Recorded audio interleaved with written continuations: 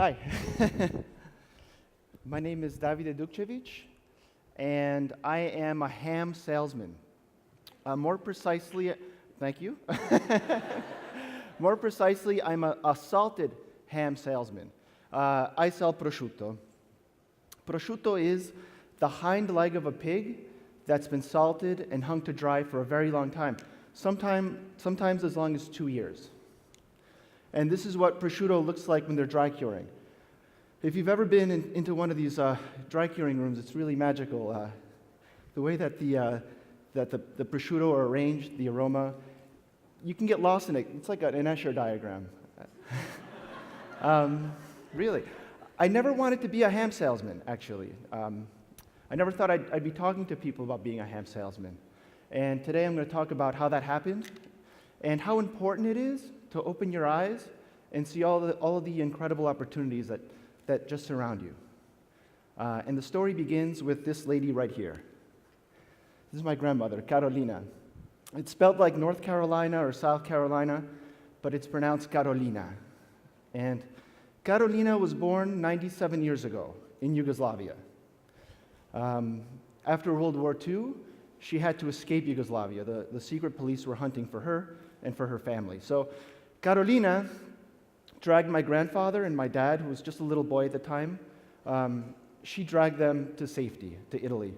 My grandmother would tell me that when she saw the American flag on the sleeve of a soldier, when she got to Italy, she knew that she was safe, that they could stop running.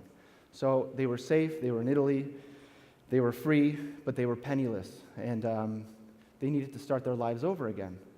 So Carolina started making this. You guys didn't think I had a salami, right? In my pocket. But I'm a ham salesman, what do you expect? So she started making this. This is an Eastern European style of salami. It's made with paprika. It's gently smoked. It has a soft aftertaste. She started making this in the kitchen, and she would put it on my grandfather's bicycle. And he would bike around the city in Italy and sell the salami. And they worked really hard, and the company grew. And soon they could afford a van to make the deliveries, and Carolina could afford some workers, and eventually she could afford a factory space of her own. Carolina died last year. She was 96.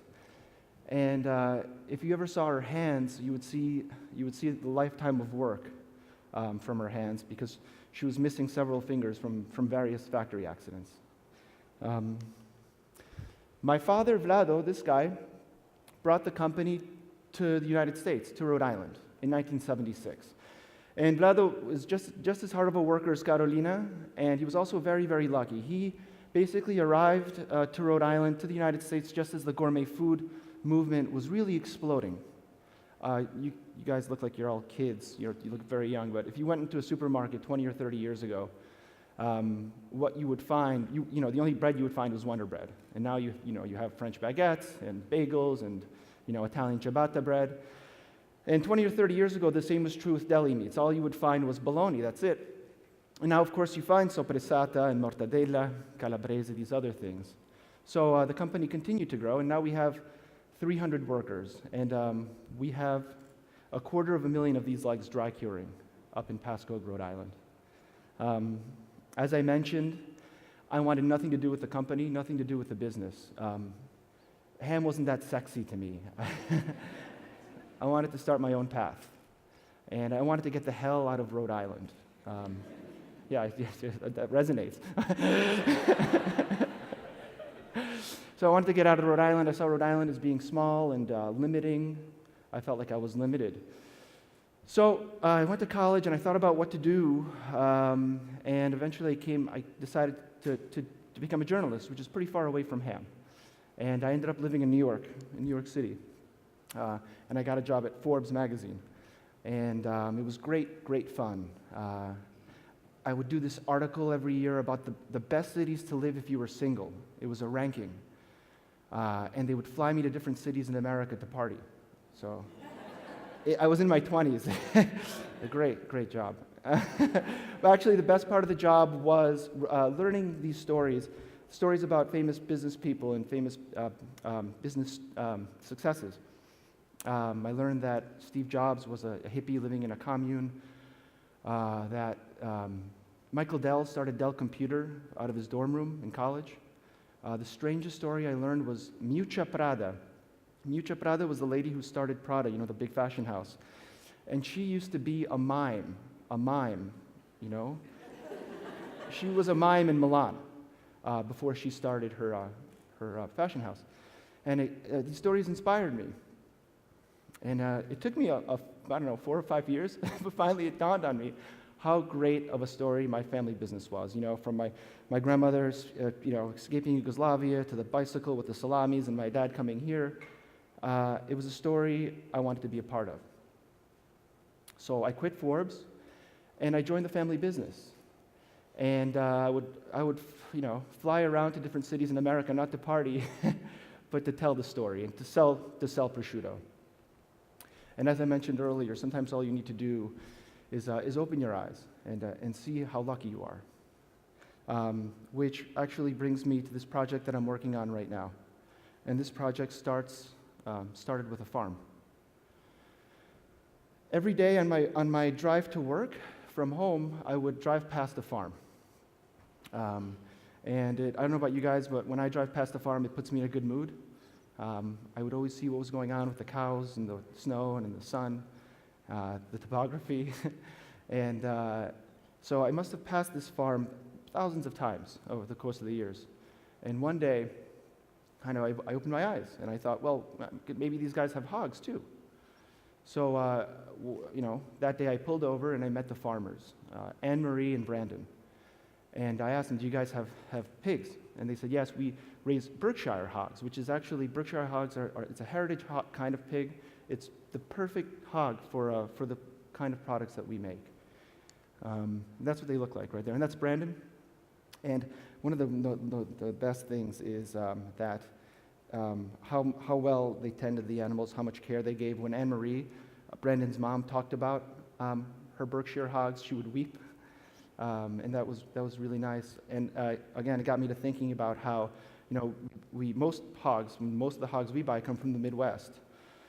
Iowa has 20 million hogs, 20 million in Iowa. Rhode Island has about 2,000. So I thought about, well, why not, increase the number here in Rhode Island? Why not help local agriculture and local business and local community? Especially when the product turns out to be so delicious. This prosciutto is great. I'm a salesman. Remember that? So we came out with a line of our products made with only locally raised hogs, and actually this salami with based on my grandmother Carolina's original recipe is made with hogs from Rhode Island, which was pretty neat. With my new site, my new vision, I thought, well, goodness, in my world, when you come out with a new line, the first thing you need is a label to put on the line. And down the street from my house is Rhode Island School of Design. I live really close by, and so I hired 10 students from RISD to develop a nice label. They drew inspiration from New England and New England farming, and they came out with a quilt line. Then we have Johnson & Wales, a great culinary school, also in Providence. All of these things that we you could take advantage of. And the chef here, Chef Ray, developed some recipes for the line.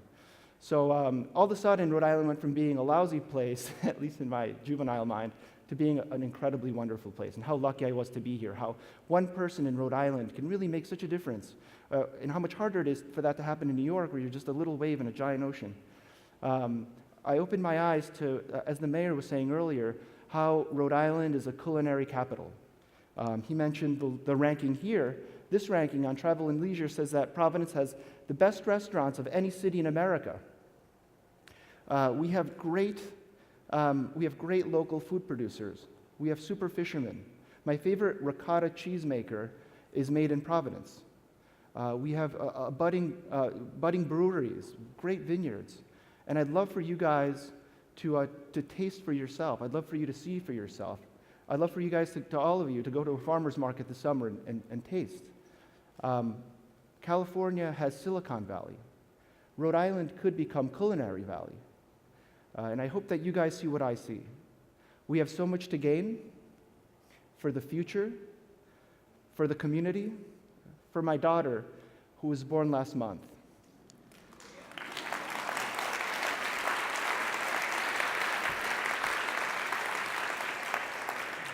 We named her Carolina. Thank you very much.